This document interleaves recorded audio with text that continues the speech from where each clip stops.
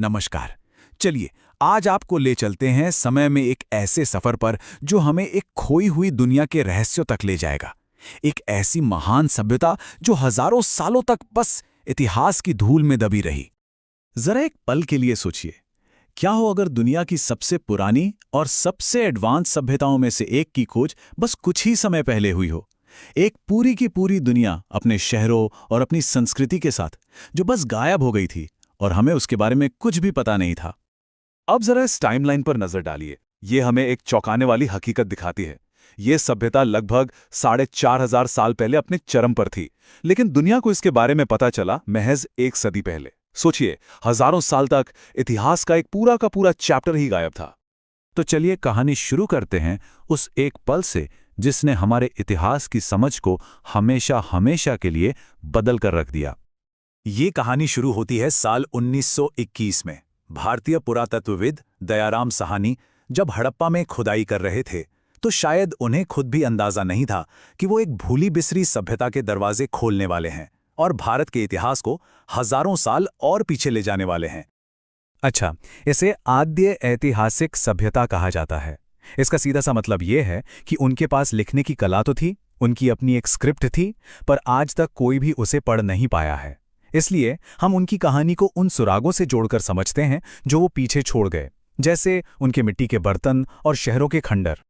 तो सवाल ये उठता है कि ये सभ्यता आखिर कितनी बड़ी थी। आइए देखते हैं कि उनके शहर और उनका पूरा इलाका कितना विशाल और कितना व्यवस्थित था। ये कोई छोटी मोटी बस्ती नहीं थी, बल्कि एक पूरा का पूरा साम्राज्य था। ये सभ्यता आज के पाकिस्तान और उत्तर पश्चिमी भारत के एक बहुत बड़े हिस्से में फैली हुई थी, ऊपर कश्मीर से लेकर नीचे महाराष्ट्र तक। इसका फैलाव वाकई में हैरान कर देने वाला है।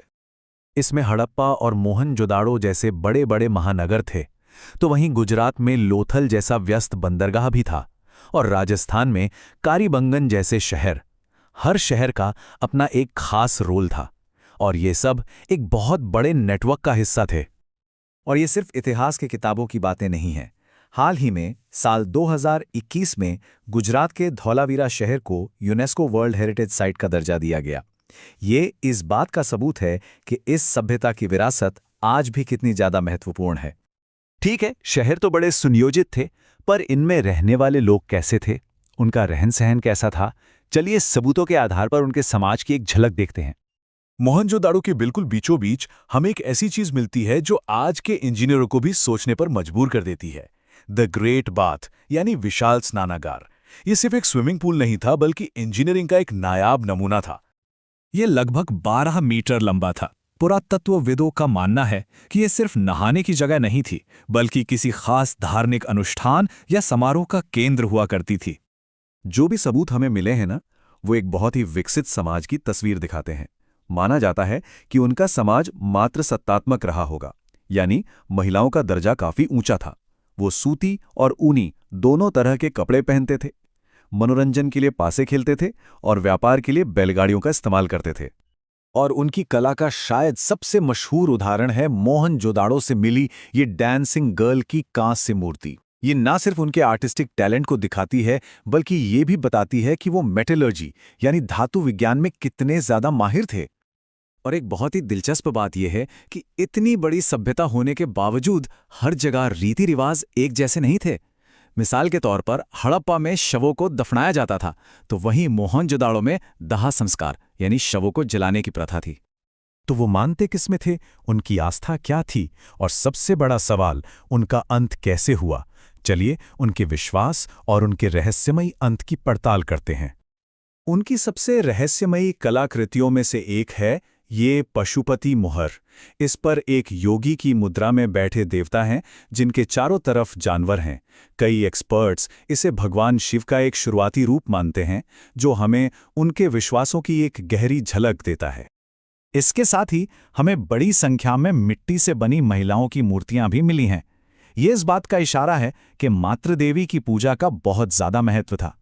ये बात एक बार फिर उनके मातृ सत्तात्मक समाज की तरफ संकेत करती है। और अब हम आते हैं सबसे बड़े रहस्य पर।